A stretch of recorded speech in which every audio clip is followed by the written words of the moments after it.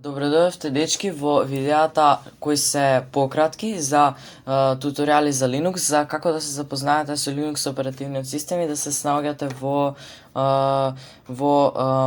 нормални работи кои што ви затребаат.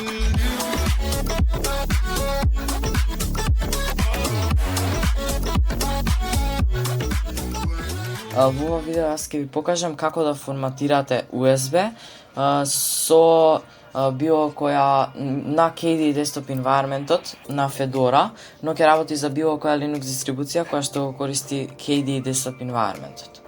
Доколку не знаете дали користите KDE, отворете Settings, одете во About this System и доколку пишува KDE Plasma Version, значи користите KDE и доколку личи вака, пишува KDE Plasma. Во ред.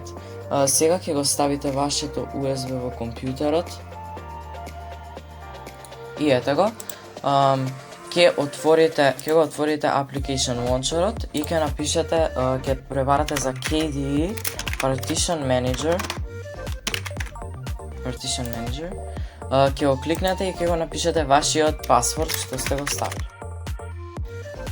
Потоа ќе го најдете USB-то, бидете внимателни да не избришете никој друг hard disk, бидејќи доколку го избришете не може да се врати.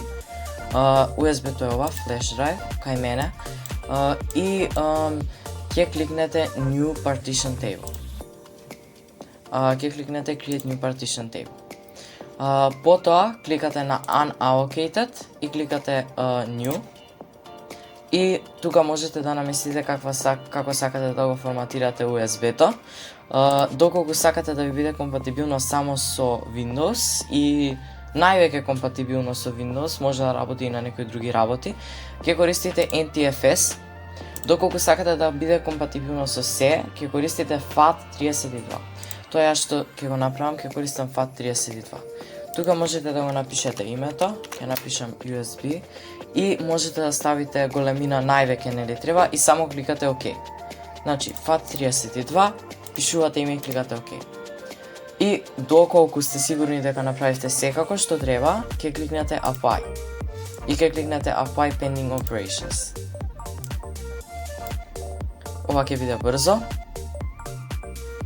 Ете го USB-то. Не го кликате додека не заврши. И All Operations Successfully Finished. Кликнете ОК. Исклучете го KDE Partition Manager и сега ќе можете да го отворите USB-то. Кликнете Mount and Open и ево го USB-то. За да бидеме сигурни, ќе креираме текст файл и ќе го ejectнам USB-то, односно ќе го извадам. Потоа ќе го извадам од компјутерот и ќе го ставам пак. И кога ќе кликнеме Mount and Open, би требало да го има текст фајлот и го има. Толку беше за ова видео, се надевам дека ќе ви помогнат овие кратки видеа кои што ги правам за луѓе кои што се почетници на Linux. Да, па претежно ќе ги правам овие видеа на Desktop Environment од KDE Plasma, бидејќи е по сличен на другите оперативни системи и бидејќи е лесен и тој го користам.